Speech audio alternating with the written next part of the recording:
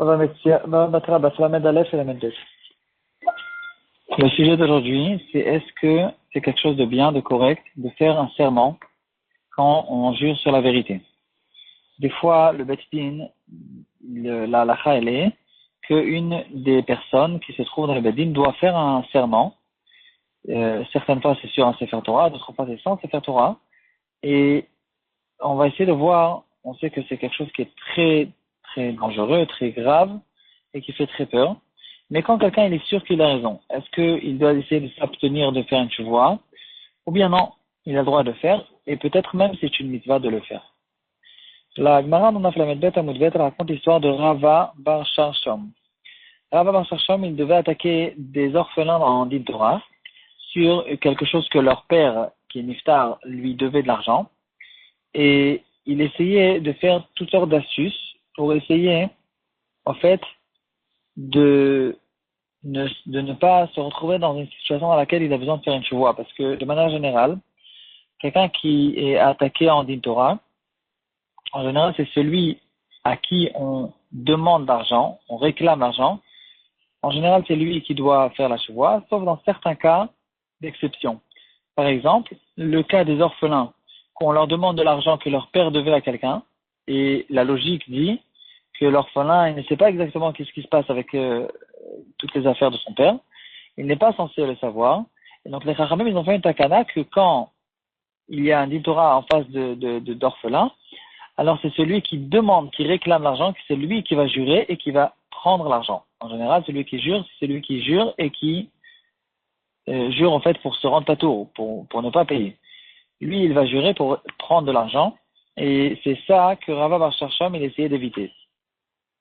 Donc on voit ici, en fait dans Tosfot, dans Daf Lamed Gimel Amud Aleph, dans Matri la Mora Banan, il nous dit que la raison pour laquelle Rava il essayait de contourner le problème, c'est à cause qu'il ne voulait pas faire un serment.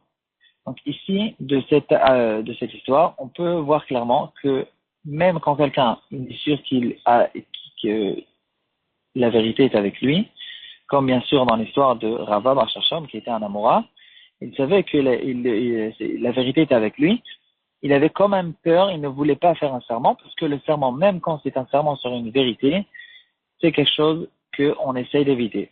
Et comme ça, le jour où tranche la halakha, dans Wachaim Siman Kuf Nun Vav, Seif Aleph, Veizer Meishava Afilu Behemet. Une personne doit faire attention de ne pas jurer même sur la vérité. Il faut savoir que ce sujet, il n'est pas évident, et que c'est au fait une marquette entre le Rambam et le Ramban. Le Rambam, il a fait toute la liste des 613 mitzvot. C'est au fait le sommaire sur le Yad HaChazaka. C'est la liste de toute la Torah, de toutes les mitzvot qui sortent dans la Torah. Et après, on peut remarquer qu'au début de chaque halakha, il dit dans cette halakha, il y a tant et tant de mitzvot. Et là, il récolte les mitzvot qui se trouvent dans la Torah et il rentre dans les détails avec toute la halakha des Rabbana, etc. Le sommaire, ça s'appelle le Sefer HaMitzvot la Rambam, qui est un tome entier dans les éditions du Rambam. Et il y a là-dessus, sur le Rambam, il y a des notes, des explications qui ont été données par les Mefarshim, comme dans tout le Rambam. Et sur le Sefer HaMitzvot, il y a du Ramban. Le Ramban qui a étudié le Rambam, il a donné quelques notes dans lesquelles il disait, ici, il a oublié telle et telle mitzvah, et ici, je ne suis pas d'accord que c'est considéré comme une mitzvah, et il arrange en fait le compte un petit peu d'une manière différente. Et une des marlocotes, c'est justement ce sujet. Le Rambam, il nous dit que s'il y a un passage qui dit Ubo Tishava, Hachem, il nous dit de jurer en son nom. Est-ce que ce passage veut dire que c'est au fait une mitzvah? Il y a une mitzvah de jurer sur le nom d'Hachem? Ou bien non? Le passage il est en train de nous dire qu'il y a une interdiction de jurer sur le nom de la Vodazara, et donc quelqu'un qui jure, il aura la permission de jurer que sur le nom d'Hachem. Mais c'est qu'une permission, c'est pas plus qu'une permission, et c'est bien sûr pas une mitzvah. Le Rambam, il dit que c'est considéré comme une mitzvah. Le Ramban, il n'est pas d'accord, il dit que non. C'est pas considéré comme une mitzvah. Et le Rambam, il nous donne quelques conditions qui sont très intéressantes, qui, en fait, il faut essayer de savoir quelle est la source de ce Rambam. Il dit comme ça. Le Ramban. Le Ramban, qui n'est pas d'accord avec le Rambam, il dit qu'il n'y a pas de mitzvah, et il dit comme ça. Adam nishba ino mekayem mitzvah. Quelqu'un qui jure sur le nom d'Hachem, il n'y a pas une mitzvah dans cette chose-là. Et la Shamra Torah, qui rachai Adam leishava bishmo shel HaKadosh Baruch Hu kedei l'ochiach hatzidkato. La Torah nous donne une permission de jurer sur le nom d'Hachem pour prouver sa vérité. Uvitnai sheyeh yareh shamayim, à condition qu'il ait la crainte du ciel. Koreh veshoneh batorah, et qu'il étudie la Torah. Ou mehaneh talmidei chachamim min chassav, et qu'il fait profiter des talmidei chachamim de ses biens. Et ça, c'est l'avis du Ramban. L'avis du Rambam, que non. Quand quelqu'un il a besoin de faire une tchouva comme dans le Beit Din, il y a ici une mitzvah tassée, et c'est en fait un kiddush Hashem.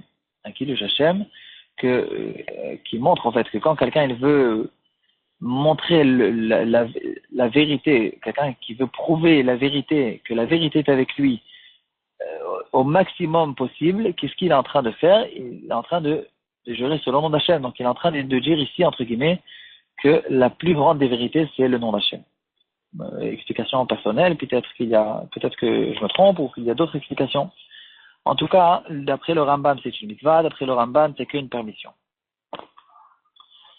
Il faut bien comprendre que même d'après le Rambam, bien sûr qu'il n'y a pas un lien de venir tous les jours, je te jure, sur le nom d'Hachem. Ça, bien sûr que c'est non seulement, c'est pas une mitzvah, c'est même quelque chose qui est très mauvais. Le Rambam, il dit clairement, Anishvoa be'et hatzorech, dans le cas de besoin, dans le cas où quelqu'un se trouve dans un Beit Din et qu'il a besoin de prouver sa vérité, c'est que dans ce cas-là qu'on parle. Bien sûr, il n'y a même pas besoin de le dire. Le Sefer Chinuch, en fait, il explique que la vie du Rambam, il n'est seulement que quand il y a un besoin de jurer, il ne faut pas s'abstenir. Le fait de s'abstenir, c'est pas bien. Il faut, en fait, c'est ici que s'applique cette mitzvah spéciale de jurer sur le nom d'Hachem.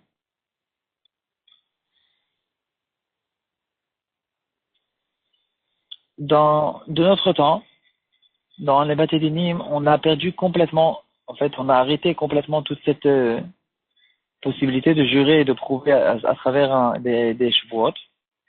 Et c'est quelque chose qui date de quelques centaines d'années. Il y a une takana qui a été faite dans le Va'ad Arba Aratzot.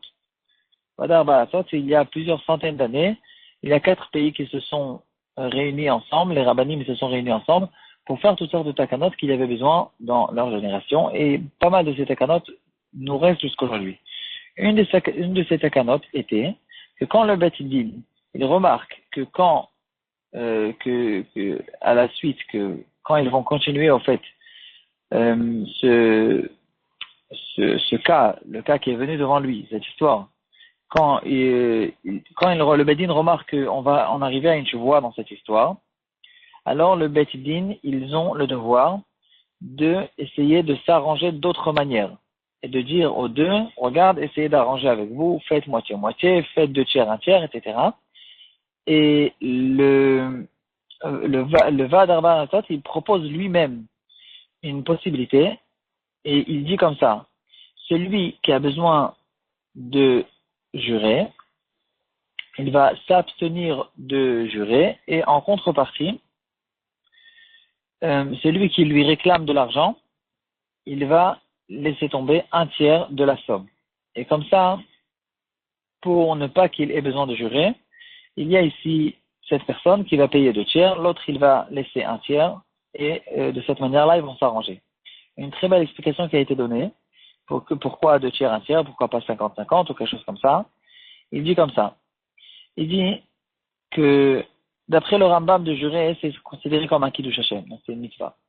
Par contre, quelqu'un qui s'abstient de jurer parce qu'il a tellement peur de mentionner le nom d'Hachem, ici, cette chose-là en soi, c'est aussi considéré comme un kiddush Hashem.